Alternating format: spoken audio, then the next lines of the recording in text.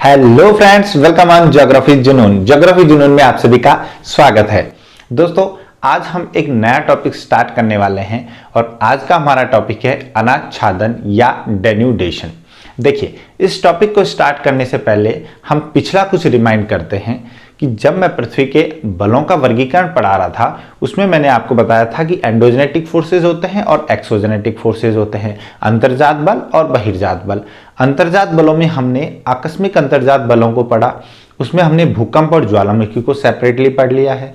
इसके अलावा जो पटल विरूपणी बल थे उनमें हमने इपिरोजेनेटिक, ओरोजेनेटिक, महादेशजनक बल और पर्वत निर्माणकारी बलों को पढ़ा और हमने पर्वत को कि क्या क्या पर्वतों के सिद्धांत दिए गए, पर्वत निर्माण किस प्रकार हुआ, कितने प्रकार के होते हैं, ये सब भी हमने कवर कर लिया है। ठीक है, अब हमारा जो आता है वो है एक्सोजेनेटिक या बहिर्जात बल।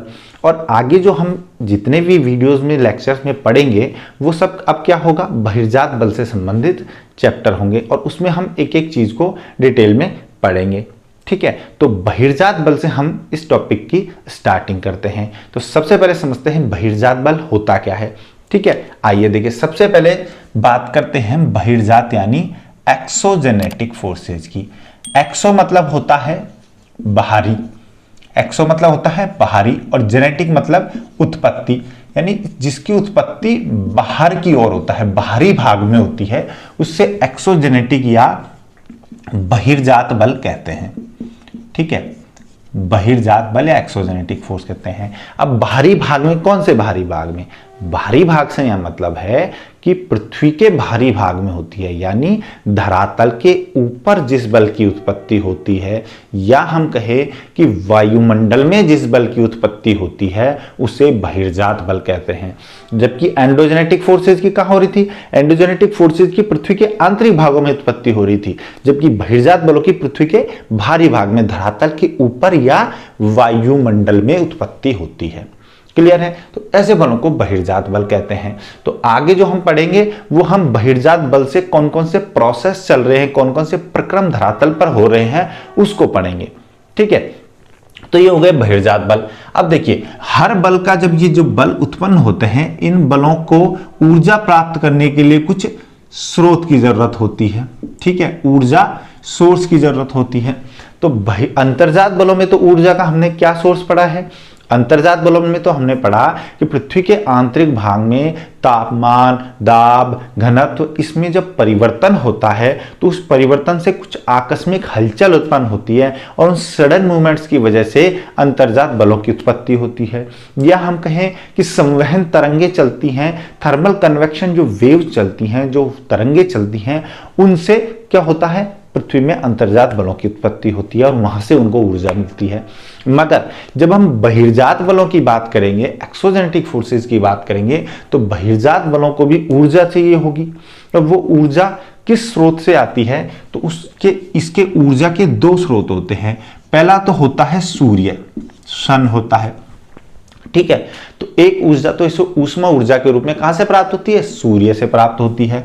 और दूसरा होता है गुरुत्वाकर्षण बल, ग्रेविटेशनल फोर्स होता है। ठीक है, तो गुरुत्वाकर्षण से और सूर्य से, दोनों से इनको भारी बलों को क्या प्रति है? ऊर्जा की प्राप्ति होती है। क्लियर है? इन दोनों की वजह से एक्सोजेनेटिक फोर्सेस काम करते हैं और धरातल के ऊपर जो भी भारी बल से चलने वाले, एक्सोजेनेटिक फोर्सेस से चलने वाले प्रक्रम हैं वो हमें दिखाई देते हैं। जो जो प्रोसेस चलते हैं वो दिखाई देते हैं। कौन कौन से प्रोसेस होते हैं वो हम हर चैप्टर में आगे देखते चलेंगे। ठीक है, तो ये हो गया गुरुत्वाकर्षण बल और सूर्य। अब देखिए, जो बहिर्जात बल जो होते हैं, इन बहिर्जात बलों को एक दूसरे नाम से भी जाना जाता है। क्यों? क्योंकि इनका काम ही ऐसा होता है जिस नाम से इनको जाना जा रहा है। इन्हें जाना जाता है समतल स्थापक बल। समतल स्थापक बल से जाना जाता है। समतल स्थापक बल, या इंग्लिश में उनको बोलते हैं ग्रेडेशनल फोर्स। समतल स्थापक बल क्यों कहते हैं? देखिए, ये जो एक्सोजेनेटिक फोर्सेज जो होते हैं, ये धरातल के ऊपर जो हमारी प्राथमिक स्थलाकृतियां हैं, जैसे महाद्वीप है, महासागर है।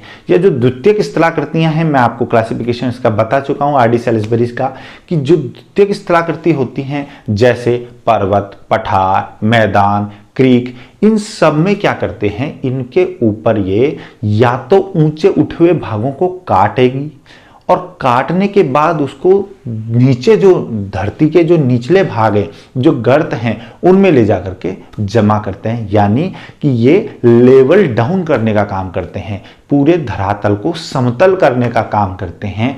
इस वजह से इन्हें समतल स्थापक या ग्रेडेशनल फोर्स कहते हैं। ठीक है, क्योंकि ये ग्रेडेशन का काम करते हैं। अब ये ग्रेडेशन का जो इनका काम है, ये भी दो तरीके का होता है। क्या बताया मैंने, या तो ऊपर जो उठे हुए भाग है, जो प्राथमिक द्वितीयक स्थलाकृतियां हैं, उनको काटने का काम करेंगी और फिर वहां से जो अपरदित या जो अपक्षयित पदार्थ हैं उसको ले जा करके दूसरी जगह जमा करेंगी, जो गर्त हैं उनमें जमा करेंगी, उनको ऊपर उठा करके लेवल अप करेगी। तो लेवल डाउन और लेवल अप का काम करते हैं। तो ग्रेडेशनल फोर्सेज में जो पहला काम आता है इनका, वो आता है डेन्यूडेशन। अब देखिए हम धीरे धीरे हमारे टॉपिक की ओर बढ़ रहे हैं। डेन्यूडेशन, और इसको बोला जाता है अनाच्छादन।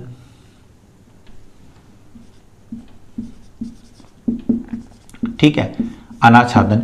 इसको दूसरा नाम होता है डिग्रेडेशन भी कहा जाता है, इसको डिग्रेडेशन भी कहा जाता है इसको।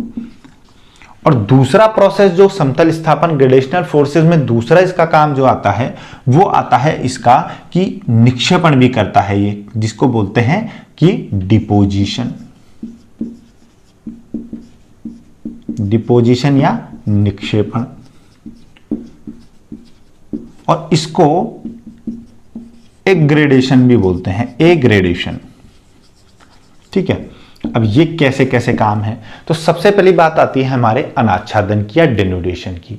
तो अनाच्छादन या डेन्यूडेशन में क्या होता है कि इसमें जो बहिर्जात बल हैं, ये बहिर्जात बल ऊंचे उठे हुए भागों को काट करके और काट के उनके अपरदित पदार्थ जो हैं उनको क्या करते हैं, दूसरी जगह पर ले जाने का काम करते हैं। तो इससे क्या होता है, भारी आवरण जो है ग्रेनेड, अगर बात करें डेन्यूडेशन की, तो पृथ्वी के भारी भाग पे उपस्थित आवरण या भारी परतें जो हैं, ऊपरी धरातल है, उसको ऊंचे उठे भाग को हटा करके और उनको समतल करने का काम जो है वो डेन्यूडेशन कहलाता है। ठीक है, और इस डेन्यूडेशन के कारण हमें प्राथमिक और द्वितीयक स्थलाकृतियों पर तृतीयक स्थलाकृतियों की उत्पत्ति दिखाई देती है। क्लियर है, प्राइमरी और सेकेंडरी जो लैंडफॉर्म्स हैं उनमें चेंजेस ला करके, उनमें परिवर्तन ला करके ये बहिर्जात बल जो हैं वो अनाच्छादन के परिणाम स्वरूप टर्शरी लैंडफॉर्म्स का निर्माण करती है। क्लियर है, जिसे कहते हैं डेन्यूडेशन। और जबकि जो डिपोजिशन या निक्षेपण जो होता है, इस निक्षेपण में क्या होता है कि जो अपक्षयित जो पदार्थ हैं, जो अनाच्छादन से जो पदार्थ मिले हैं, उन अनाच्छादन से मिले पदार्थों को ले जा करके बहिर्जात बल गर्त में, कहीं गड्ढा है, कहीं गहरी जगह है, वहां जाके जमा कर देती हैं। इसको बोलते हैं निक्षेपण या डिपोजिशन।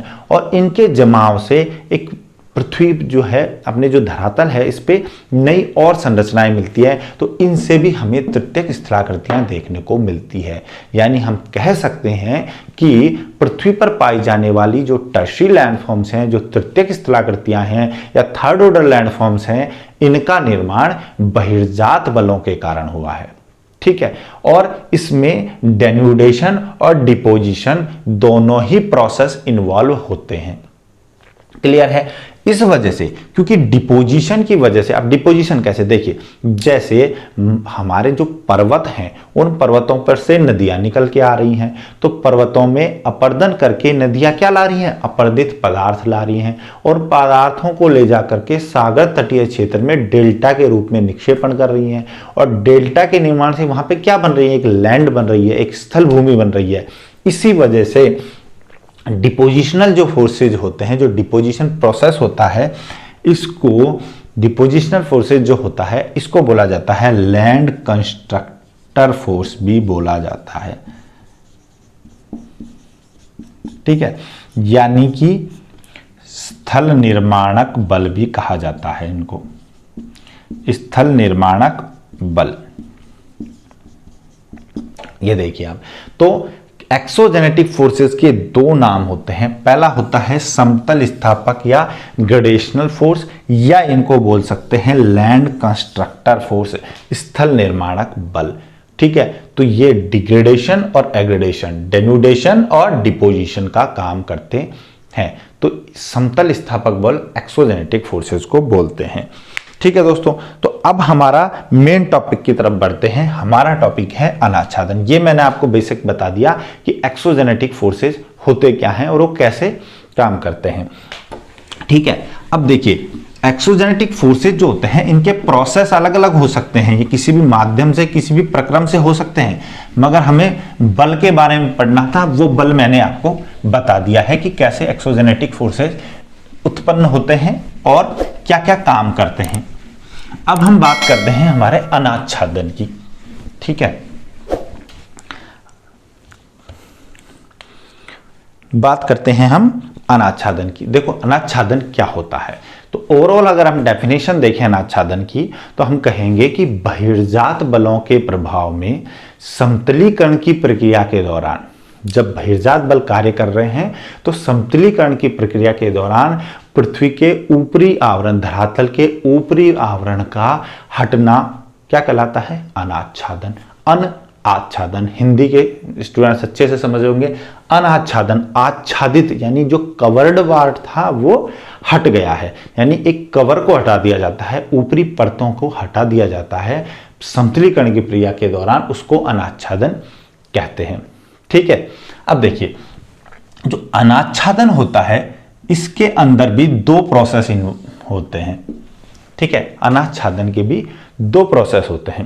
पहला होता है अपक्षय या वीदरिंग, अपक्षय या वीदरिंग, और दूसरा होता है अपर्दन,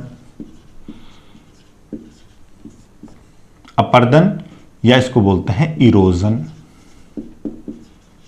ठीक है, तो अनाच्छादन जो होता है, अनाच्छादन के अंदर भी दो प्रोसेस होते हैं। पहला होता है अपक्षय और दूसरा होता है अपर्दन, वीदरिंग एंड इरोजन। अब इनको एक एक करके समझिए आप कि अपक्षय क्या होता है और अपर्दन क्या होता है। देखिए अपक्षय जो होता है इसमें दो टर्म्स को आपको ध्यान रखना है। पहला तो ध्यान रखना है इन सीटू। इन सीटू मतलब होता है स्वस्थाने।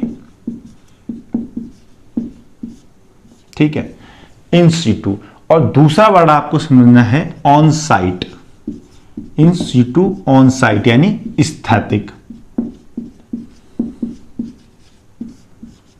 क्या बोल सकते हैं? स्वस्थैतिक। ठीक है, ये देखिए वीदरिंग जो है उसमें पृथ्वी जो है उसके भारी जो धरातल है, उस धरातल के आवरण जो है, चट्टाने जो हैं, उनको अपक्षय में दोनों का क्या होता है?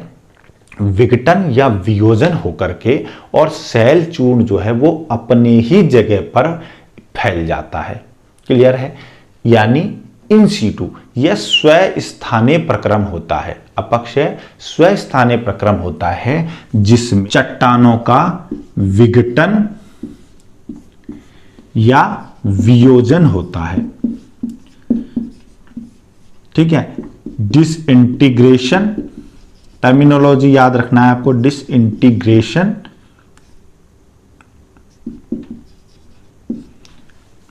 या डिकम्पोजिशन। तो वीदरिंग एक ऐसी प्रक्रिया है, अपक्षय एक ऐसी प्रक्रिया है जिसमें चट्टाने अपनी ही जगह पर अब विघटित या वियोजित होकर के उनका जो चूर्ण है वो वहीं पर फैल जाता है, यानी यह एक स्वस्थानीय या इन सीटू प्रक्रम होता है।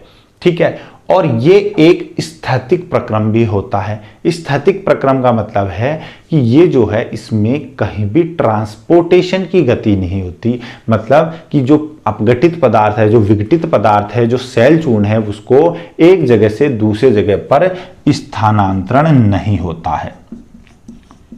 ठीक है, स्थानांतरण नहीं होता है, ये याद रखना है आपको कि अपक्षय में टूटेगी, टूट करके विखंडित होकर के, विघटित या फिर वियोजित होकर के वो अपनी ही जगह पे फैल जाएगा। ठीक है, तो ये तो होता है वीदरिंग। जबकि इरोजन जो होता है इसमें शैल चूर्ण जो है उसको, चूंकि वो भी टूटेगा, मगर कुछ ऐसे प्रक्रम होते हैं, कुछ ऐसे कारक होते हैं जिनके वजह से इसके शैल चूर्ण को बहाकर दूसरी जगह पर स्थानांतरण कर दिया जाता है। ठीक है, स्थानांतरण किया जाता है, इसमें स्थानांतरण होता है। जैसे नदी है, नदी अपरदित पदार्थों को ले जा करके और दूसरे स्थान पर ले जा करके जमा कर देती है। वैसे ही विंड है, हवा है, वो भी अपने साथ रेत वगैरह जो है, चट्टानों के टुकड़े हैं, उनको बहा करके ले आती है। ठीक है, तो इसमें इरोजन में जो है वो क्या होता है, स्थानांतरण होता है, स्थानांतरण गति होती है, पदार्थों को ले जा करके दूसरी जगह जमा किया जाता है। जो ये अपक्षय है, जो वीदरिंग है, ये अपर्दन में मददगार हो सकती है। क्लियर है? जैसे कोई शैल चूर्ण है, वो किससे बना है, अपक्षय से बना है और अपनी जगह पे फैला हुआ है। अब वहां से पानी आया, ठीक है, नदी आई, तो नदी का पानी आया तो वो बहा करके ले जाएगा या हवा के साथ उड़ के चला जाएगा, ठीक है, और दूसरी जगह जाके जमा हो जाएगा। यानी कि अनाच्छादन का जो अपर्दन प्रोसेस है, इस अपर्दन के अंदर तो शैल चूर्ण का स्थानांतरण होता है, ठीक है, इसमें जो भी रॉक वेस्ट होता है उसका स्थानांतरण होता है, और इसमें स्थानांतरण नहीं होता है, अपक्षय में ये अपनी जगह पे ही फैल जाता है। क्लियर है? तो ये दो बातें क्लियर हो गई होगी। ठीक है, अब देखिए सवाल, हम पहला स्टार्ट करते हैं हमारा अपक्षय। ठीक है, स्टार्ट करते हैं हमारा अपक्षय से ही लेते हैं। तो अपक्षय में ये चीज क्लियर हो गई कि कैसे इसका विघटन होता है, कैसे वियोजन होता है। अच्छा, अब जो अपक्षय है इसमें एक चीज आप याद रख लीजिए, क्योंकि इसमें कोई स्थानांतरण नहीं होता है, हम ये कह रहे हैं, कोई भी ट्रांसफर नहीं होता, कोई भी ट्रांसपोर्टेशन नहीं होता, पदार्थों का परिवहन नहीं होता किसी भी प्रक्रम के द्वारा। ठीक है, ये सिर्फ अपनी जगह पे फैल रहे हैं। मगर इसमें ही एक टाइप आता है मास मूवमेंट, इसे बोलते हैं वृहद संचलन। वृहद संचलन ये भी एक प्रकार होता है, वृहद संचलन भी, ये भी अपक्षय का ही एक प्रकार है, मगर इसमें कुछ ऐसा आभास होता है जैसे शैल चूर्ण या जो रॉक वेस्ट है उसका ट्रांसपोर्टेशन हो रहा है, जिसकी गति होती है, मगर वास्तव में वो गति नहीं होती। क्योंकि जब हम अपर्दन की बात करते हैं तो अपर्दन में हम 4-5 प्रोसेस लेते हैं, जैसे नदी लेते हैं, हवा लेते हैं, नदी जल मतलब हवा लेते हैं, ठीक है, या अपन लेते हैं सागरीय तरंगे, या हम लेते हैं हिमानी, हमारी ग्लेशियर हिमानी। ठीक है, इनमें से कोई भी प्रोसेस अपक्षय में ट्रांसपोर्टेशन के लिए रेस्पॉन्सिबल नहीं होता है, जबकि ये सारे प्रोसेस जो हैं वो किस में काम में आते हैं, सारे कारक काम आते हैं अपर्दन में, अपक्षय में काम नहीं आते हैं। इसी वजह से मास मूवमेंट में भी इन चारों का कोई रोल नहीं होता है।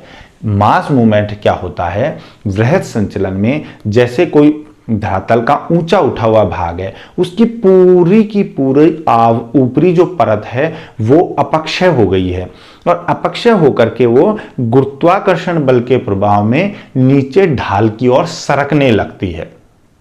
क्लियर है? इसमें मूवमेंट लग रही है कि जैसे कोई ऊपरी भाग है और ऊपरी भाग की पूरी ऊपरी परत जो है वो अपक्षयित होकर के और ढाल के साथ साथ नीचे की ओर फिसलने लगती है। ठीक है, और ये बहुत तेजी से भी हो सकती है, जैसे भूस्खलन होता है, लैंडस्लाइड होती है, वो बहुत तेजी से होती है, मगर उसमें ये चारों प्रोसेस इन्वॉल्व नहीं होते हैं। ठीक है, जो परिवहन करने के लिए जिम्मेदार कारक हैं, ये चारों कारक जिम्मेदार नहीं होते हैं, ये अपर्दन में जिम्मेदार होते हैं। मास मूवमेंट टाइप है वीदरिंग का, अपक्षय का ही प्रकार है, इसमें सिर्फ गुरुत्वाकर्षण बल जिम्मेदार होता है। ठीक है, इस वजह से ढाल के साथ नीचे सरकती हैं। ठीक है, अब इसमें तेजी से भी हो सकता है, जैसे भूस्खलन होता है, एकदम से ऊपरी भाग, बहुत ऊंचा भाग टूट के नीचे आ जाए, यानी ये भी समतल स्थापन का ही काम कर रहे हैं। ठीक है, या फिर हो सकता है कि बहुत धीरे धीरे आए, जैसे मृत्तिका सर्पण जिसे कहते हैं। ठीक है, सॉइल क्रीप जिसे कहते हैं, तो मृतिका सर्पण भी हो सकता है कि जिसकी वजह से ये बहुत धीरे धीरे नीचे आए। ठीक है, तो सॉइल क्रीप हो सकता है, मृतिका सर्पण यानी सॉलिफ्लक्शन हो सकता है। ठीक है, ये सब हो सकता है जिनकी वजह से वृहद संचलन होता है। तो मास मूवमेंट एक तरीके से विदरिंग का टाइप है, बट इसमें ट्रांसपोर्टेशन होने का आभास होता है मगर होता नहीं है, क्योंकि ये सारे प्रोसेस इन्वॉल्व नहीं होते, वो गुरुत्वाकर्षण बल के प्रभाव में सरकता है। जैसे सॉलिफ्लैक्शन यानी मृतिका सर्पण हो सकता है या भूस्खलन हो सकता है, ऐसे कई टाइप होते हैं। ठीक है, तो ये होता है मास मूवमेंट। इसके बाद हम बात करें कि जो अपक्षय है वो कितने प्रकार का होता है। टाइप्स देखें हम अपक्षय के कि भाई इसमें डिसइंटीग्रेशन भी हो रहा है और डिकम्पोजिशन भी हो रहा है। अब वीदरिंग के टाइप की बात करते हैं कि वीदरिंग के प्रकार कितने होते हैं। तो वीदरिंग के देखिए 3 प्रकार होते हैं। ठीक है, पहला प्रकार क्या होता है, भौतिक या यांत्रिक अपक्षय। तो पहला तो आता है भौतिक या यांत्रिक अपक्षय, फिजिकल या मैकेनिकल। ठीक है, दूसरा जो होता है वो होता है रासायनिक अपक्षय यानी केमिकल वीदरिंग। ठीक है, और तीसरा होता है जैविक अपक्षय। ये 3 प्रकार होते हैं अपक्षय के। पहला भौतिक या यांत्रिक, ठीक है, फिजिकल या मैकेनिकल। दूसरा होता है रासायनिक यानी केमिकल, और तीसरा होता है बायोलॉजिकल, ठीक है, जैविक। अब देखिए एक एक करके इनको समझते हैं। भौतिक या यांत्रिक जो अपक्षय होता है इसमें क्या होता है। ठीक है, भौतिक यांत्रिक अपक्षय जो होता है इसमें जो होता है, जो चट्टानों का टूटना होता है वो होता है विघटन। ठीक है, इसमें विघटन होता है यानी डिसइंटीग्रेशन होता है, ये याद रखिए। इसमें जो सेल जो होती हैं, जो चट्टानें जो होती हैं, उनके केमिकल कंपोजिशन में कोई चेंज नहीं आता है, ये याद रखना है। यानी इसमें रासायनिक संरचना जो है उसमें कोई परिवर्तन नहीं होता है, रासायनिक संरचना परिवर्तन नहीं होता है जिसमें भौतिक या यांत्रिक अपक्षय में। ठीक है, इसमें सिर्फ चट्टान के टुकड़े टूटेंगे कुछ भौतिक कारकों के प्रभाव में, मगर उसमें कोई भी रासायनिक संरचना का परिवर्तन नहीं होता है। अब इसके कारक क्या क्या होते हैं, कौन कौन से भौतिक या यांत्रिक कारक होते हैं। इनमें आता है कि सबसे पहला हम इसमें ले सकते हैं सूर्य ताप, ये इसको बोलते हैं इंसोलेशन या सूर्य ताप ले सकते हैं। दूसरा इसमें कारक हो सकता है तुषार या पाला हो सकता है, फ्रॉस्ट हो सकता है जिसके प्रभाव में ये हो सकता है, फिजिकल वीदरिंग हो सकती है। तीसरा हो सकता है कि दाब मुक्ति की वजह से भी हो सकता है। ठीक है, दाब मुक्ति, प्रेशर रिलीज की वजह से भी ये हो सकता है। ठीक है, प्रेशर रिलीज की वजह से हो सकता है ये। चौथा इसमें हो सकता है कि वर्षा का जल हो, वर्षा जल से भी हो सकता है, रेन वाटर से भी हो सकता है। ठीक है, तो भौतिक या यांत्रिक अपक्षय इन सारे कारकों के प्रभाव में हो सकता है, मगर वो डिसइंटीग्रेशन होगा, रासायनिक संरचना में कोई परिवर्तन नहीं होगा, तभी तो इसका नाम भौतिक है। क्लियर है। अब एक एक देखिए सूर्य ताप से कैसे होगा। देखिए इंसोलेशन या सूर्य ताप से जो विघटन होता है, जो अपक्षय होता है, वो ऐसे होता है कि ज्यादातर जो शुष्क और जो हमारे उष्ण मरुस्थलीय भाग होते हैं, शुष्क और उष्ण मरुस्थलीय भागों में क्या होता है कि दिन के समय तो तापमान होता है अधिक और रात के समय क्या होता है, तापमान होता है कम। यानी हम कहें कि इनका दैनिक तापांतर जो है वो अधिक होता है। और ऐसा क्यों होता है? क्योंकि मरुस्थलों में क्या पाया जाता है? मरुस्थलों में रेत पाई जाती है और रेत क्या करती है, सूर्य की जो विकिरण आती है, जो सूर्य का जो ऊष्मा आती है, उसको ज्यादा अवशोषित करती है। ठीक है, सूर्य किरणों को अवशोषित करती हैं और अवशोषित ज्यादा करने के साथ साथ ये क्या करती हैं, पार्थिव विकिरण भी ज्यादा करती हैं, ऊष्मा का ह्रास भी ज्यादा होता है। तो दिन के समय जब सूर्य की किरणें आ रही होती हैं तब उनको ऊष्मा या तापमान की ज्यादा प्राप्ति होती है, तो उनको अवशोषित करके बहुत जल्दी गर्म हो जाती हैं। ठीक है। रेत बहुत जल्दी गर्म हो जाती है, तो रेत के गर्म होने से क्या होगा, धरातल का तापमान, निचले वायुमंडल का तापमान क्या होगा, ज्यादा हो जाएगा।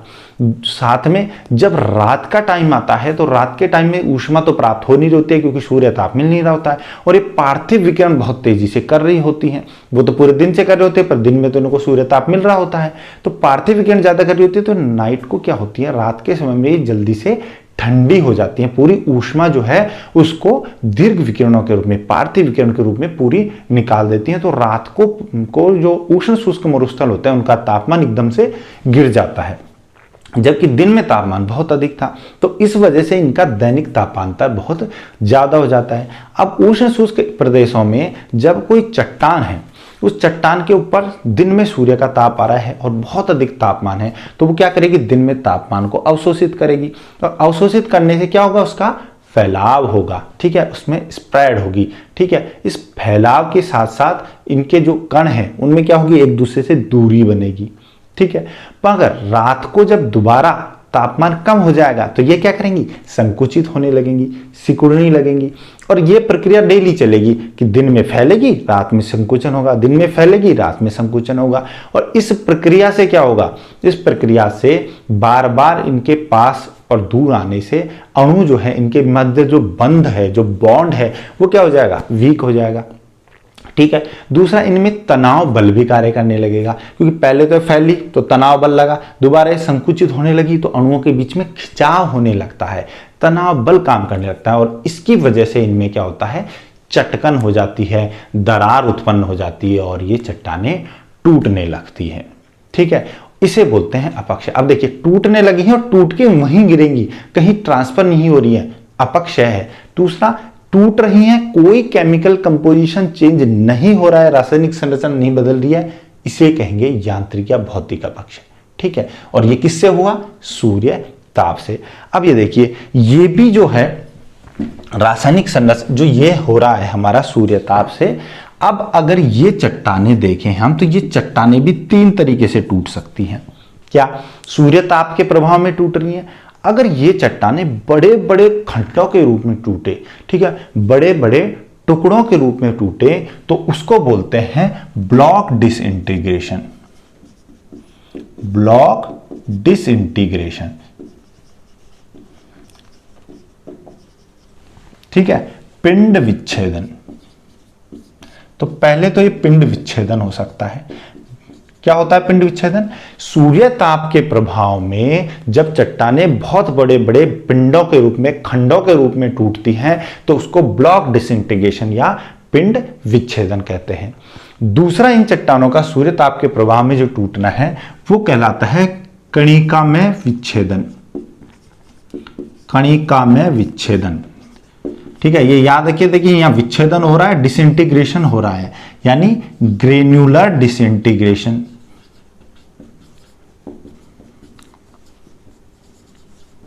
ठीक है, ग्रेन्युलर डिसइंटीग्रेशन। अब एक ग्रेन्युलर डिसइंटीग्रेशन कैसे होगा, देखिए क्या होता है कि जैसे एक चट्टान है, अब इस एक चट्टान के अंदर जब बड़ी सारी कोई चट्टान है, पूरी परत है, पूरा आवरण है, तो इसके अंदर क्या हो सकता है, इसके अंदर अलग अलग खनिज मिल सकते हैं, और जब अलग अलग खनिज मिलेंगे तो हर खनिज का क्या होता है, रंग भी चेंज हो सकता है, अलग अलग रंग भी हो सकता है।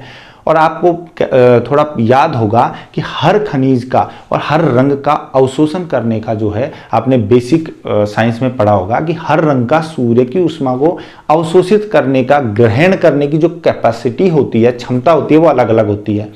और इसी तरह हर खनिज की भी अपनी अलग क्षमता होती है ग्रहण करने की। तो क्या होगा कि अलग अलग विभेदक रूप से ये अलग अलग ऊष्मा को अवशोषित करेंगे, और अवशोषित करके क्या होगा, इनका अलग अलग फैलाव होगा, कोई कम फैलेगा, कोई ज्यादा फैलेगा।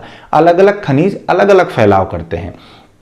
तो इन अणुओं में क्या होता है, इनमें अणुओं में अलग अलग फैलाव होता है। जब तापमान कम हो जाता है रात को, तो ये वापस संकुचित होते हैं। तो इस डिफरेंशियल मूवमेंट की वजह से, अलग अलग विभेदात्मक फैलाव की वजह से ये क्या होता है, चट्टानें बिल्कुल छोटे छोटे कणों के रूप में टूट जाती हैं, ठीक है, और इसे बोला जाता है कणिका में विच्छेदन या ग्रेन्युलर डिसइंटीग्रेशन। अगर बड़े पिंडों में टूटी तो ब्लॉक डिसइंटीग्रेशन, अगर छोटे छोटे कणुओं में टूट गई तो क्या हो गई, ग्रेन्युलर डिसइंटीग्रेशन। और ये क्यों होता है, ये डिफरेंशियल हीटिंग की वजह से होता है, ठीक है, विभेदात्मक तपन की वजह से होता है। क्यों, क्योंकि सबकी हर खनिज की हर अलग रंग की अपने अंदर ऊष्मा को अवशोषित करने की कैपेसिटी अलग अलग होती है, और इसी वजह से सबका अलग अलग दर से फैलाव होता है और अलग अलग दर से ही संकुचन होता है। और इससे मूवमेंट सेम हो रही है दोनों में, बट इसमें क्या हो रहा है, इसमें डिफरेंशियल ज्यादा हो रहा है, इस वजह से ग्रेन्युलर डिसइंटीग्रेशन होता है। दो टाइप हो गए।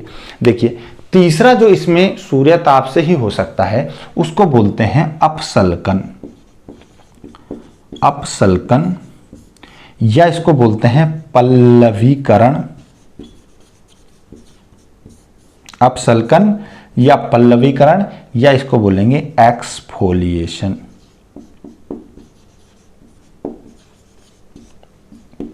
ठीक है, अपसल्कन, पल्लवीकरण या इसको बोलते हैं एक्सफोलिएशन। अब इसमें क्या होता है, देखिए अपसल्कन में क्या होता है, देखिए कुछ चट्टानें ऐसी होती हैं कि उन चट्टानों का अंदर ऊष्मा जो है अवशोषित करने का क्या होता है कि ये कुचालक होती है ऊष्मा की। जैसे अच्छी कंडक्टर इसलिए नहीं होती कि ऊपर से सूर्य का ताप आ रहा है मगर वो ऊपरी भाग तक ही सीमित रह जाता है, चट्टानों के आंतरिक भाग में नहीं जाता है। यानी वो चट्टानें सूर्य ताप के लिए क्या होती हैं, बैड कंडक्टर होती है, बैड कंडक्टर ऑफ हीट होती है, उनमें हीट ट्रांसफर नहीं होती है। जब हीट ट्रांसफर नहीं होगी तो चट्टानों का जो ऊपरी भाग है वो तो सूर्य ताप ग्रहण करेगा, और सूर्य ताप ग्रहण करने से क्या होगा, वही फैलेगा। फिर जब नाइट को टेम्परेचर कम होगा तो वापस सिकुड़ेगा। तो इस फैलने और सिकुड़ने के दौरान, इस क्रिया से पूरे से फैलने और सिकुड़ने से क्या होगा कि ऊपरी परत जो है वो चूर चूर होकर के टूट जाएगी।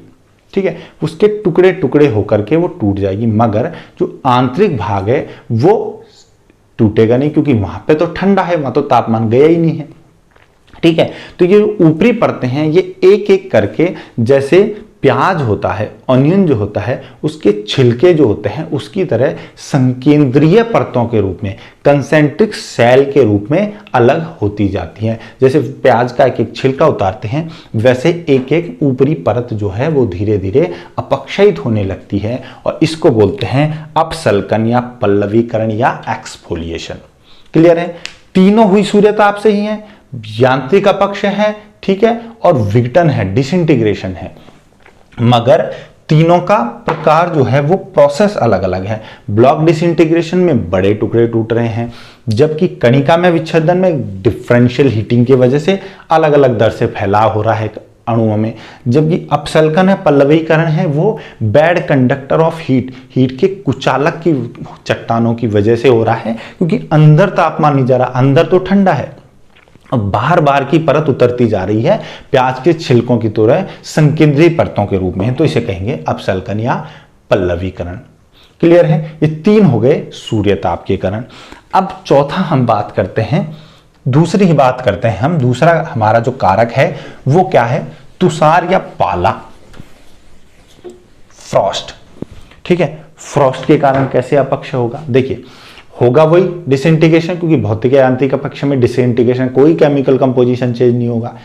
तो इसमें क्या होता है, देखिए जो मध्य अक्षांशीय क्षेत्र होते हैं, जो मिड लैटिट्यूड रीजन होता है, जो हम देखें 23.5 से 66.5 डिग्री के बीच का आप मान लीजिए, तो जो मध्य अक्षांशीय जो क्षेत्र होते हैं, शीतोष्ण कटिबंधीय क्षेत्र भी हम कह सकते हैं, इनमें क्या होता है कि जो ऊंचाई वाली जगह होती है, जो पर्वत होते हैं, इनमें क्या होता है कि दिन के समय क्या हो कि जो चट्टानें हैं उनकी दरारों में क्या हो जाएगा, जल समा जाएगा।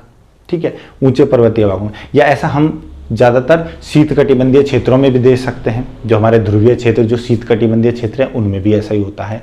क्या होगा कि ऊपर दिन के समय में जो पानी है, जो जल है, वो चट्टानों की दरारों के अंदर भर जाएगा। ठीक है, जल के अणु चट्टानों की दरारों में भर जाएंगे, और जब रात्रि के समय में यहाँ पे तापमान हो जाता है कम, और तापमान कितना हो जाता है, तापमान जो है वो हिमांक से भी डाउन आ जाता है, 0 डिग्री से भी डाउन आ जाता है। जब तापमान डाउन आता है तो इसकी वजह से जल क्या होगा, चट्टानों के अंदर ही जमने लगेगा। ठीक है, और जब जल जमता है, जम के बर्फ बनता है, तो दोस्तों बर्फ का हमेशा आयतन क्या होता है, बढ़ता है। ठीक है, जल की से ज्यादा किसका होता है, बर्फ का आयतन होता है। जब इसका आयतन बढ़ेगा तो आयतन के साथ साथ क्या होगा, फैलाव बढ़ेगा। उसको जल अगर इतनी सी जगह में आ रहा था तो बर्फ को इतनी जगह चाहिए होगी भरने के लिए। ठीक है, क्योंकि उसका आयतन बढ़ रहा है, और जब उसको ज्यादा जगह चाहिए तो उसका फैलाव होगा, और फैलाव होगा तो वो दरार पे क्या डालेगी, दबाव डालेगी। ठीक है, फैलाव से क्या बनेगा, दरार में दबाव डलेगा, और इसकी वजह से दरार जो है वो क्या होंगी, और चौड़ी हो जाएंगी। और यही क्रिया जब बार बार होती रहेगी, ये बार बार रिपीट होती रहेगी, तो धीरे धीरे दरार क्या होती होंगी, बड़ी होती जाएंगी, और कुछ समय बाद ये चट्टान टूट करके वहीं क्या है, बिखर जाएगी। ठीक है, तो इस तरह से जो चट्टानें टूट करके बिखर जाती हैं, ठीक है, एक जगह आकर के बिखर जाती हैं, तो उस बिखरे हुए भाग की जब ये चट्टानें कहीं वहां पे बिखरने के बाद जब ढाल के साथ नीचे सरक करके कहीं इकट्ठी हो जाती हैं, कोई मूवमेंट नहीं हो रही है बट वो सरक के ढाल के साथ नीचे इकट्ठी हो जाती हैं, तो उस ढाल नुमा भाग को जहां पे वो इकट्ठी हो रही है, वहां पे जो ढेर बन गया है, उस ढेर को क्या बोला जाता है, टेलस या स्क्री कहा जाता है इसको। ठीक है, इसको बोला जाता है टेलस या स्क्री कहा जाता है।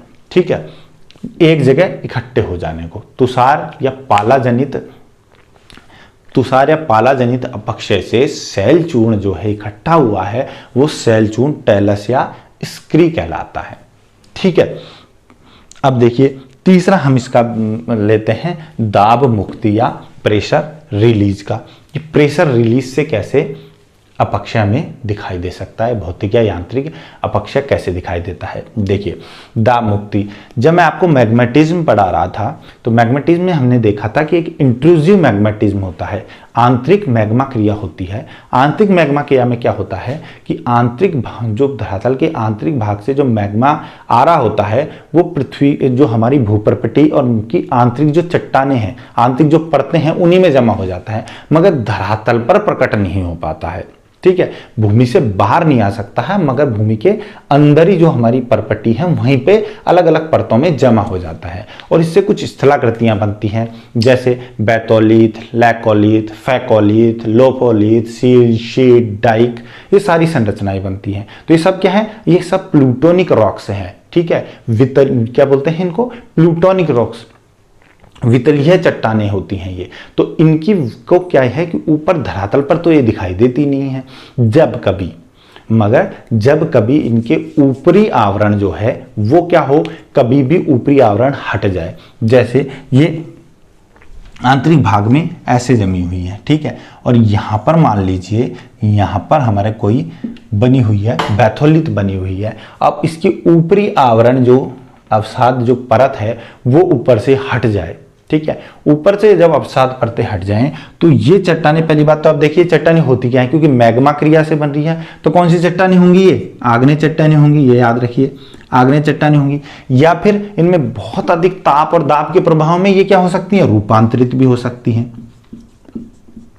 रूपांतरित चट्टानें भी हो सकती हैं। ठीक है, तो ये आग्नेय या रूपांतरित चट्टानें जो पृथ्वी के आंतरिक जो भूप्रपट्टी के की आंतरिक परतों में बन रही हैं, इनके ऊपर से जब ये अवसादी परत हट जाएगी तो ये क्या हो जाएंगी, धरातल के ऊपर दिखने लगेंगी।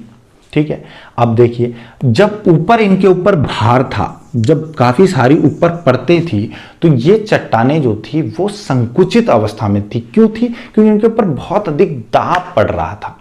क्लियर है, बहुत अधिक दाब के कारण ये चट्टानें संकुचित अवस्था में थी, बहुत सिकुड़ी हुई अवस्था थी। मगर जब ऊपर से इन पे से दाब हट गया, तो दाब हटेगा तो ये फैलने लगेंगी। ठीक है, इनमें फैलाव होगा। जब इनमें फैलाव होगा तो फैलाव की वजह से क्या होगा, इनमें तनाव बल काम करेगा, दूर दूर अणु जाने लगेंगे। तो तनाव बल के प्रभाव में ये क्या हो सकती हैं, टूट जाती हैं, और इसे कहते हैं मैकेनिकल या फिजिकल वीदरिंग।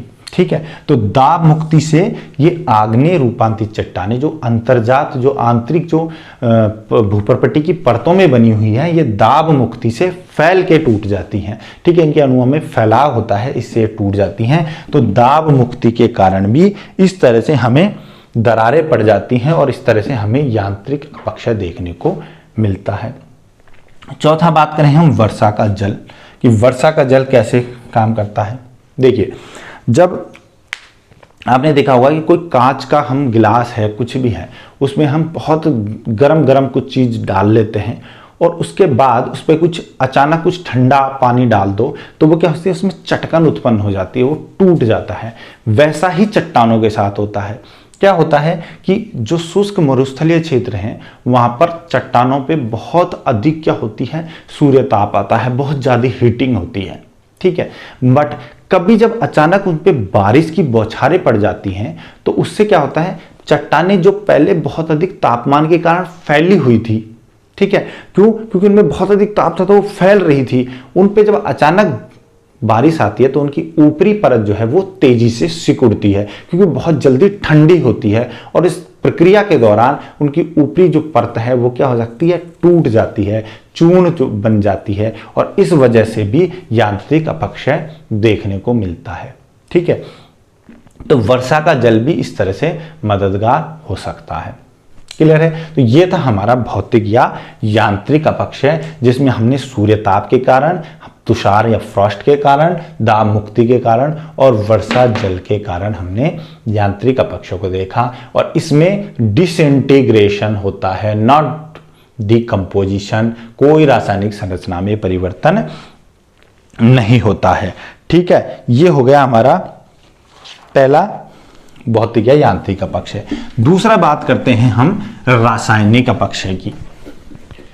ठीक है, केमिकल वीदरिंग, रासायनिक अपक्षय की हम बात करते हैं कि केमिकल वीदरिंग कितने तरीके की होती है, इसमें क्या क्या होता है।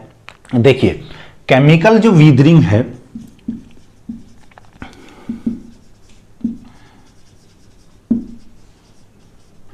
केमिकल वीदरिंग जो है इसमें भी कुछ प्रोसेस इन्वॉल्व होते हैं। ठीक है, इसमें भी कुछ प्रोसेस होते हैं। कैसे होते हैं, देखिए, केमिकल वीदरिंग में जो होगा वो डिसइंटीग्रेशन नहीं होगा, इसमें क्या होगा, इसमें होगा डिकम्पोजिशन। ठीक है, इसमें विघटन न होके क्या होता है, वियोजन होता है।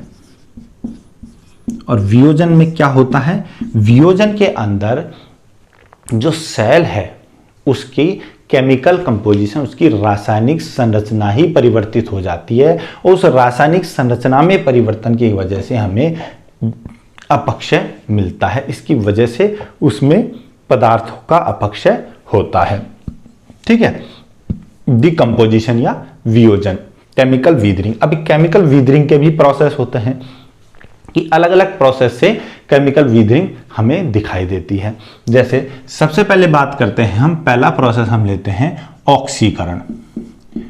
ऑक्सीकरण यानी ऑक्सीडेशन। ठीक है, ऑक्सीडेशन की वजह से वीदरिंग होती है। ऑक्सीडेशन क्या होता है, पहली बात देखिए, देखो, ऑक्सीकरण साइंस के स्टूडेंट ने पढ़ा होगा कि ऑक्सीजन मॉलिक्यूल का जुड़ना ही ऑक्सीडेशन होता है। और ये ऑक्सीडेशन होता कैसे है कि जब जल के अंदर घुली हुई ऑक्सीजन मिले या फिर हवा में जो ऑक्सीजन है वो किसी सेल के तत्वों के संपर्क में आए, ठीक है, और उसकी वजह से उनका ऑक्सीकरण हो जाता है, ऑक्सीडेशन हो सकता है, उसमें ऑक्सीजन अणु जुड़ जाता है, तो इसकी वजह से वो सेल जो है वो अपक्षयित हो जाती है। और ये मोस्टली किसमें देखने को मिलता है, ये ज़्यादातर उन चट्टानों में देखने को मिलता है जिनमें लोह तत्व पाया जाता है, जिनमें आयरन मॉलिक्यूल पाए जाते हैं। तो लोहा जो पाया जाएगा वहाँ पर ऑक्सीकरण होगा, ऑक्सीडेशन होगा और उस ऑक्सीडेशन की वजह से लोहे में अपक्षय होने लग जाएगा, वीदरिंग होने लग जाएगी और वो चूर्ण में, छोटे छोटे टुकड़ों में चूर्ण के रूप में धीरे धीरे धीरे धीरे अपक्षयित होकर टूट जाएगा। इसका बेस्ट एग्जांपल आप देखिए, जैसे कोई लोहे की रॉड होती है या लोहे की कोई भी वस्तु होती है, उसके ऊपर जो जंग लगती है, जो रस्ट आता है, जंग लगती है, वो ऑक्सीडेशन का ही परिणाम होता है। क्लियर है। और ये ऑक्सीडेशन जो होता है इसमें जैसे फेरस जो है वो फेरिक में बदल जाता है। लोहे में जब जंग लगेगी तो जो फेरस है वो फेरिक में चेंज होता है, फेरिक ऑक्साइड बनता है, Fe2O3 बनता है। ठीक है, तो ये ऑक्सीकरण जो है वो हमें दिखाई देगी ज्यादातर लौह तत्व युक्त चट्टानों में।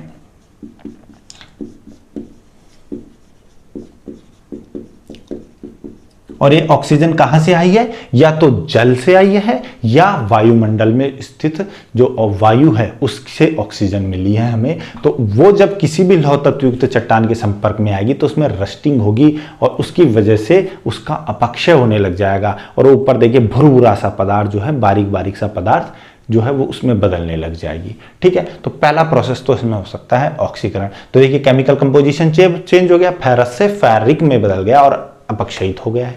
ठीक है, अब दूसरा इसमें आता है वो है कार्बोनीकरण।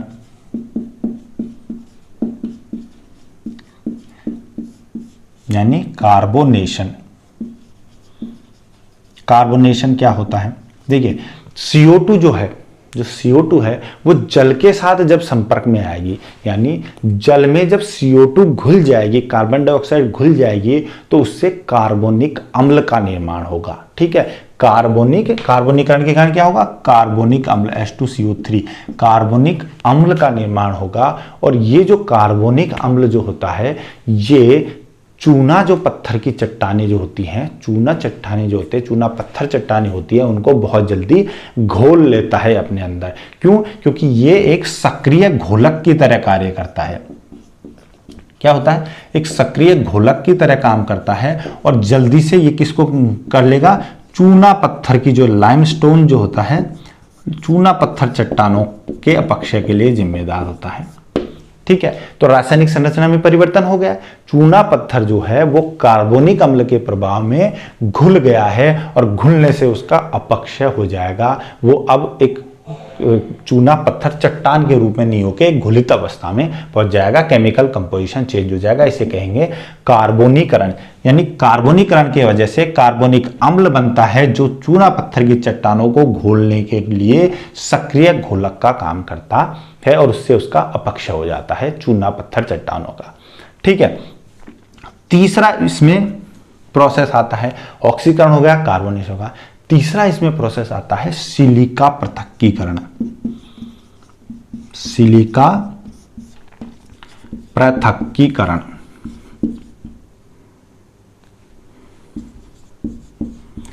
इसको बोलते हैं डीसिल्टेशन। डीसिल्टेशन ये कैसे होता है सिलिका पृथक्कीकरण? देखिए जब वर्षा का जल जो है वो वर्षा का जल, जब कुछ आग्नेय चट्टानें ऐसी होती हैं जिनमें आग्नेय चट्टानों में सिलिका जो है वो सिलिकेट के रूप में पाया जाता है, तो वर्षा का जल जब इन आग्नेय चट्टानों के संपर्क में आता है तो सिलिका को अपने साथ घोल लेता है। ठीक है, और घोल के अपने साथ हटा देता है, उसको वहां से निकाल देता है। तो इससे इन आग्नेय चट्टानों में क्या हो जाता है? अपक्षय हो जाता है, जिसे सिलिका पृथक्कीकरण कहते हैं, क्योंकि उसने सिलिका को निकाल लिया है। और यहाँ पे आग्नेय चट्टानों में सिलिका किसके रूप में है? सिलिकेट के रूप में है। और सिलिकेट दोस्तों जल में आसानी से घुलनशील होता है। क्लियर है? तो आग्नेय चट्टानों में सिलिका सिलिकेट के रूप में है, जो कि बहुत जल्दी क्या है? घुलनशील है वर्षा जल में। और वो वर्षा जल इस सिलिका को अपने से क्या कर देगा? इससे पृथक कर देगा और इसके अलग करने को, सिलिका का अलग करना सिलिका पृथक्कीकरण कहलाता है। और ये ज्यादातर कहाँ होगा? ये ज्यादातर होगा आर्द्र प्रदेशों में। ठीक है, आर्द्र प्रदेशों में क्यों होगा? क्योंकि वहां पे ज्यादातर पानी वर्षा जो है वो होती रहती है। तो आर्द्र प्रदेशों में ऐसा हमको देखने को मिलेगा कि सिलिका का पृथक्कीकरण हो जाएगा आग्नेय चट्टानों से।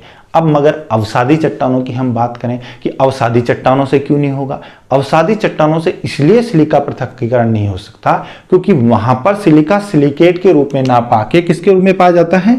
क्वार्ट्ज के रूप में। ठीक है, क्वार्ट्ज के रूप में पाया जाता है अवसादी चट्टानों के अंदर। तो ये जो होता है, ये क्वार्ट्ज जो है ये वर्षा जल में घुलनशील नहीं होता है, अच्छा घुलनशील नहीं होता है, बहुत कम घुलता है। इस वजह से अवसादी चट्टानों से सिलिका पृथक्कीकरण नहीं हो पाता है, जबकि आग्नेय चट्टानों से सिलिका पृथक्कीकरण होता है। इग्नस रॉक से डिसिल्टेशन होता है, क्योंकि सिलिका एज ए सिलिकेट पाया जाता है। क्लियर है, जो जल में घुलनशील होता है। तो तीसरा प्रोसेस हमारा हो गया सिलिका पृथक्कीकरण। चौथे प्रोसेस की हम बात करें इसके अंदर, चौथा प्रोसेस इसके अंदर होता है हाइड्रेशन या जल योजन। जल योजन या इसे कहते हैं हाइड्रेशन। ठीक है, तो हाइड्रेशन या जल योजन क्या होगा? हाइड्रेशन जल योजन, जल का योजन।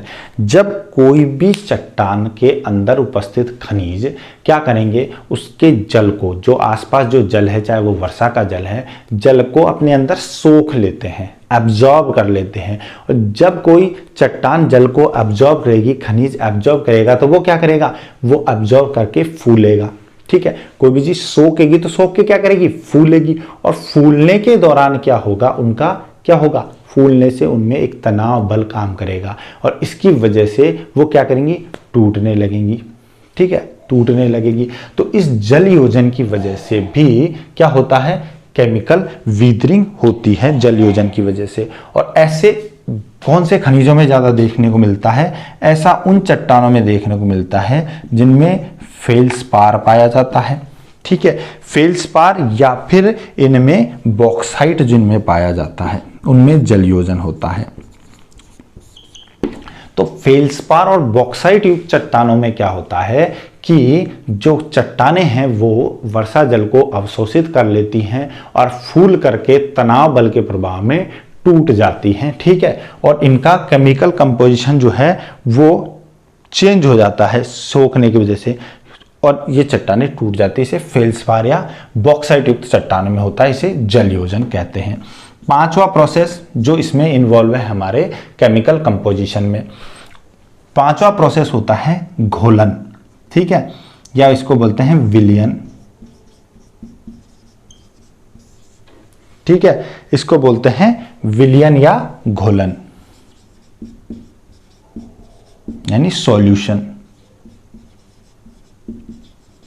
ठीक है, सॉल्यूशन का मतलब कि कोई भी जल की जो राशि है, कोई भी वर्षा जल है, उसमें काफी सारे ऐसे खनिज होते हैं जो क्या होते हैं? आसानी से घुल जाते हैं। और घुलने से क्या होगा? जैसे कोई नमक है, ठीक है, रॉक साल्ट है। अब ये रॉक साल्ट पहले तो एक पत्थर के रूप में, ठोस के रूप में है। जब ये जल में घुल जाएगा तो घुलने से क्या होगा? इसके अणु जो है वो जल में घुल के अलग अलग हो जाएंगे और उससे क्या हो जाएगा? अपक्षय हो जाएगा। ठीक है, तो वियोजन या घुलन में क्या होता है कि जो वर्षा का जल है वो कई सारे खनिज जो हैं उनको क्या होगा? सबको अपने अंदर घोल लेता है और इस घोलने से इनका अपक्षय हो जाता है और उनका रासायनिक संरचना में परिवर्तन हो जाता है। उसका बेस्ट एग्जाम्पल है रॉक साल्ट। ठीक है, रॉक साल्ट इसका उदाहरण है। दूसरा इसका उदाहरण है जिप्सम। ठीक है, तो रॉक साल्ट और जिप्सम जो है उसमें अपक्षय विलयन या घोलन क्रिया, सॉल्यूशन क्रिया के कारण होता है। ठीक है, रासायनिक अपक्षय हम पढ़ रहे हैं। रासायनिक अपक्षय में हमने पढ़ा ऑक्सीडेशन, और ऑक्सीडेशन मेनली किस में होता है? लौह तत्व युक्त चट्टानों में होता है। जब रस्टिंग होने लगती है ऑक्सीकरण की वजह से, चट्टानों के ऑक्सीकरण की वजह से, और वो भुरभुरा पदार्थ में टूटने लगता है। ठीक है, तो ये ऑक्सीकरण हो गया। दूसरा होता है कार्बोनेशन या कार्बोनीकरण, जिसमें जल जो है वो कार्बन डाइऑक्साइड के साथ क्या होता है? मिलके सक्रिय घोलक के रूप में कार्बोनिक अम्ल बनाएगा और कार्बोनिक अम्ल जो है वो चूना पत्थर चट्टानों को घोलने का काम करेगा। सिलिका पृथक्कीकरण में क्या होगा? आग्नेय जो चट्टानें हैं उनमें जो पाया जाने वाला सिलिकेट है वो वर्षा के जल के साथ क्या हो जाएगा? घुल के अलग हो जाएगा। जबकि क्वार्ट्ज के रूप में पाया जाने वाली जो सिलिका है वो किस में है? अवसादी चट्टानों में, वो कम घुल पाती है, तो उसका पृथक्कीकरण नहीं हो पाता है। चौथा हमारा जलयोजन या हाइड्रेशन। हाइड्रेशन में क्या होगा? सेल जो है, सेल के अंदर पाए जाने वाले जो हमारे खनिज हैं वो क्या करेंगे? उनको अवशोषित करेगी, वर्षा के जल को अवशोषित करेगा, जल को अवशोषित करके फूलेगा, फूल के इनमें क्या होगा, टूट फूट हो जाएगी और इनमें दरार पड़ जाएगी। ऐसा कौन किन खनिजों में होता है, फेल्सपार और बॉक्साइट में होता है। क्लियर है। इसके बाद पांचवा हमारा प्रोसेस है विलयन या सॉल्यूशन घोलन। इसमें क्या होगा, इसमें रॉक साल्ट और जिप्सम जैसे कुछ खनिज जो है वो जल में घुल जाएंगे और घुल के अपने साथ जो चट्टान है उनसे अलग हो जाएंगे। तो चट्टानों का क्या हो जाएगी, वीदरिंग यानी केमिकल वीदरिंग हो जाएगी। ठीक है दोस्तों, तो ये हो गया रासायनिक पक्ष है। अब अगला हमारा आता है जैविक पक्ष। ठीक है, जैविक यानी कि बायोलॉजिकल वीदरिंग। अब बायोलॉजिकल वीदरिंग किन किन कारकों से हो सकती है, तो ये बायोलॉजिकल वीदरिंग जो होगी, ये जो जैविक अपक्षय होगा, इस जैविक अपक्षय से भी हमें कोई भी केमिकल कंपोजिशन में चेंज नहीं मिलेगा, यानी लाइक मैकेनिकल और physical weathering, it is also disintegration. ठीक है, इसमें भी डिसइंटीग्रेशन होता है, इसमें भी विघटन ही होता है, कोई वियोजन नहीं होता है। ठीक है, जैविक अपक्षय में भी। अब ये जैविक अपक्षय किन किन वजह से हो सकता है, जैविक अपक्षय पहला हो सकता है जीव जंतुओं की वजह से। ठीक है, जीव जंतुओं की वजह से कैसे हो सकता है, जैसे जीव जंतुओं में क्या है, दीमक है, चूहे हैं, ठीक है, या फिर गीदड़ वगैरह है, कोई भी ऐसे जैसे जो भी चीजें, जो भी जीव जंतु बिल बनाते हैं, वो क्या करेंगे, वो धरातल के अंदर जब बिल बनाएंगे तो चट्टाने जो है वो क्या हो जाएंगी, बिलों की वजह से कमजोर हो जाएंगी और कमजोर होकर के वो क्या करेंगी, टूट जाएंगी। तो यहां बस टूटना है, कोई केमिकल कंपोजिशन चेंज नहीं होती है। ठीक है, केंचुए हो, चाहे चूहा हो, चाहे बिल्ली हो, खरगोश हो, जो भी बिल बनाएंगे वो क्या करेंगे, इनको तोड़ देंगे, चट्टानों को क्या करेंगे, कमजोर करने का काम करेंगी और इस कमजोर करने की वजह से इनका डिसइंटीग्रेशन हो जाएगा, अपक्षय हो जाएगा और वो टूट के गिर जाएंगी। ठीक है, तो जीव जंतु कर सकते हैं। दूसरा पादप कर सकते हैं। पादप कैसे कर सकते हैं, प्लांट्स कैसे कर सकते हैं, जब प्लांट्स की जड़ें जो हैं वो क्या करती हैं, धरती के अंदर की तरफ जो जाने लगती हैं तो क्या करेंगे, उनमें जगह जगह वो जब चट्टानों के अंदर से गुजरेंगी तो चट्टानों में क्या हो जाएंगी, दरारें उत्पन्न हो जाएंगी और दरारें उत्पन्न होने से चट्टानें क्या होती हैं, कमजोर हो जाती हैं और वो इजीली अपक्षय हो जाएंगी, उनका इजीली वीदरिंग हो जाएगा। तो इसे भी बायोलॉजिकल वीदरिंग कहते हैं। तो जीव जंतु कर सकते हैं, पादप कर सकते हैं और क्या कर सकते हैं, मानव भी कर सकते हैं। मानव कैसे करेंगे, मानव ऐसे जैसे कोई मकान बनाना है, कोई पुल बनाना है, सड़क बनाना है, तो हरी भारी ड्रिलिंग मशीन चल रही है, तो ड्रिलिंग मशीन क्या करेंगी, कम जोर जोर से क्या करेंगी, बहुत कंपन करेंगी, तो वो आसपास की चट्टानों के क्या होगा, हिल जाएंगी, तो इससे उनमें दरार आ जाएंगी और फिर ये इजीली अपक्षय होकर टूट जाएंगी। ठीक है, तो मानव के जो हमारी रिकंस्ट्रक्टिव एक्टिविटीज होती हैं, जो हमारी कंस्ट्रक्शन का इतना चारों ओर काम हो रहा होता है, वो भी चट्टानों को या धरातल को कमजोर करने का काम करता है। ठीक है, अब देखिए वीदरिंग के हमने तीनों टाइप पढ़ लिए। अब वीदरिंग का कुछ इंपॉर्टेंस भी होती है, कुछ इसका भी महत्व होता है। क्या होता है, देखिए हमें पता है कि इसमें क्या हो रहा है, विघटन भी हो रहा है और वियोजन भी होता है, डिसइंटीग्रेशन भी होता है और डिकम्पोजिशन भी होता है। तो सबसे प्राइमरी जो इसका यूज है वियोजन, इसका अपक्षय का, वो ये है कि इसके कारण चट्टानें जब टूटती हैं तो उन सेल चूर्ण के अंदर जब टूटने से हमारी जो मृत्तिका है, मृदा है, मिट्टी है, सॉइल है, उसका निर्माण होता है। यानी इससे जो टूटा हुआ भाग जो होता है, अपक्षय के कारण जो टूटा हुआ भाग होता है, उसको बोलते हैं रेगोलिथ। ठीक है, रेगोलिथ बोलते हैं। और ये रेगोलिथ जो होती हैं, ये क्या होते हैं, रॉक वेस्ट होता है, ये एक सेल चूर्ण होता है।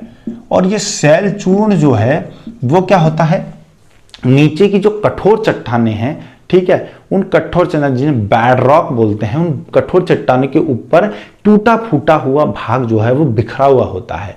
और यही जो रेगोलिथ है, ये हमें मृदा निर्माण में, मिट्टियों के निर्माण में हेल्पफुल होता है। पहला अपक्षय का यूज। दूसरा, जब यही रेगोलिथ, इसमें जब कुछ खनिज मिले हुए होते हैं, जैसे लौह तत्व मिले हुए हो, मैग्नीशियम मिला हो, पोटास मिला हुआ हो, ठीक है। ऐसे लौह तत्व जो हैं, ऐसे जो तत्व जो होते हैं वो हमारी मृदा में क्या होता है, डीप आंतरिक भागों में जल के साथ, भूमिगत जल के रूप में आंतरिक भागों में जाकर के मृदा का एनरिचमेंट भी होता है। सॉइल एनरिचमेंट यानी मृदा जो है उसमें न्यूट्रिशन जो है, पोषक तत्वों की पूर्ति जो है वो होती है।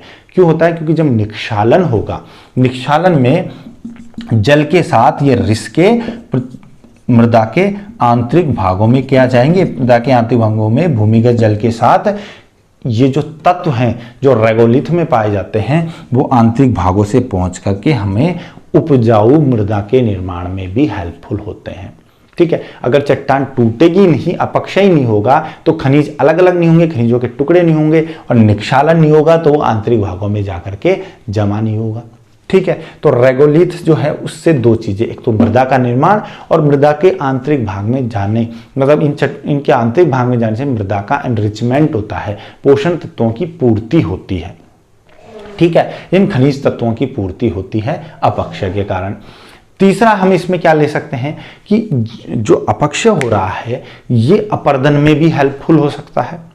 क्यों? कि जब चट्टानें टूट के बिखर जाएंगी तो वहां से इनको बहा करके जो हवा है, पानी है, जो हमारे अपर्दन के प्रोसेस हैं, प्रक्रम हैं, वो इसको दूसरे स्थान पे ले जाएंगे। मगर याद रखना दोस्तों कि अपक्षय जो है वो अपर्दन में हेल्पफुल तो हो सकता है, मगर हमेशा अपक्षय होकर ही अपर्दन होगा ऐसा जरूरी नहीं है, क्योंकि अपर्दन अपने आप में सेपरेट प्रोसेस है। वो अपने आप में सेपरेट प्रोसेस है। जहां मैंने अपर्दन बताया था कि सेपरेट प्रोसेस है अपर्दन, उसमें ऐसा नहीं है कि अपक्षय होगा तो ही अपर्दन होगा, ऐसा नहीं होता है। यानी अपक्षय अपर्दन में हेल्पफुल हो सकता है मगर आवश्यकता बिल्कुल भी नहीं होता है। क्लियर है? ये हो सकता है हमारे इसमें। अपक्षय से और क्या हो सकता है? अपक्षय से हमें कुछ तृतीयक स्थलाकृतियां भी मिल सकती है, जैसे मैंने आपको स्टार्टिंग में बताया। कुछ तृतीयक स्थलाकृतियां क्या क्या मिल सकती है? जैसे एक्सफोलिएशन हो रहा था, अपसल्कन हो रहा था, जिसमें ऊपरी आवरण जो था वो सूर्य ताप के प्रभाव में टूट के अलग हो रहा था, तो इससे अपसल्कन गुंबद बन सकते हैं। क्या बन सकते हैं? अपसल्कन गुंबद, एक्सफोलिएटिंग डोम, अपसल्कन गुम्मद जैसी स्थलाकृतियां हमें मिल सकती हैं। ठीक है। या जालीदार प्रस्तर शिला मिल सकती है, जालीदार शिला मिल सकती है, स्टोन लैटिस जिसे बोलते हैं। जालीदार शिला या जालीदार चट्टानें मिल सकती हैं। ये क्यों मिलती है? ये डिफरेंशियल हीटिंग की वजह से मिलती हैं। ठीक है। जालीदार शिला जैसी स्थलाकृतियां मिल सकती है, एक्सफोलिएटिंग डोम मिल सकते हैं, यानी कि इससे कुछ तृतीयक स्थलाकृतियों का भी निर्माण हो सकता है। ठीक है। इस तरह अपक्षय जो है वो उसके 3-4 यूज हैं, ये बहुत इंपॉर्टेंट होता है इन प्रोसेस के अंदर। ठीक है। अब बात आती है, हम लेते हैं अपक्षय के बाद हम बात करते हैं अपर्दन की। देखिए अपर्दन जो हमारा है, अपर्दन को हम डिटेल में हर वीडियो लेक्चर में, आगे का जो लेक्चर होंगे उसमें ये यूज आएगा। अपर्दन में सिर्फ इतना समझिए कि अपर्दन जो है वो ex-situ होता है, यानी ये स्वस्थानीय नहीं होता है, ये क्या होता है? विस्थानीय होता है, दूसरे स्थान पर जाता है, ex-situ होता है, यानी इसमें ट्रांसपोर्टेशन होता है और इसके कुछ प्रक्रम होते हैं। जैसे मैंने आपको बताया था कि जैसे नदी जल है, हिमानी यानी ग्लेशियर है, या हो सकता है सागरीय तरंगे हैं।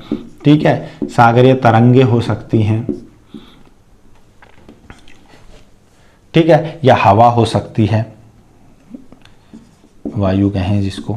ठीक है। ये हो सकता है, विंड हो सकती है इतना। या फिर क्या हो सकता है? भूमिगत जल हो सकता है। ये कुछ प्रक्रम होते हैं, कुछ प्रोसेस होते हैं जो किसमें? अपर्दन में हेल्पफुल होते हैं, और ये चट्टानों को तोड़ करके और कहां? दूसरे स्थान पे ले जा करके निक्षेपण का कार्य करते हैं। ठीक है। अब इसमें जो होता है अपर्दन में, इसमें क्या क्या हो सकता है कि अपर्दन में कौन कौन सी चीजें हमें देखने को मिल सकती हैं। तो अपर्दन में देखिए क्या होगा, चट्टानें जो हैं उनका स्क्रैचिंग, 4 चीजें होंगी, scratching, scraping, grinding and transporting, ये 4 गतियां हो, 4 प्रोसेस होते हैं। ठीक है, तो जो अपरदन होता है उसमें चट्टानों का स्क्रैचिंग होती है। स्क्रैचिंग मतलब होता है घिसना, ठीक है, घिसती हैं। दूसरा होता है स्क्रैपिंग, स्क्रैपिंग का मतलब होता है कटना होता है।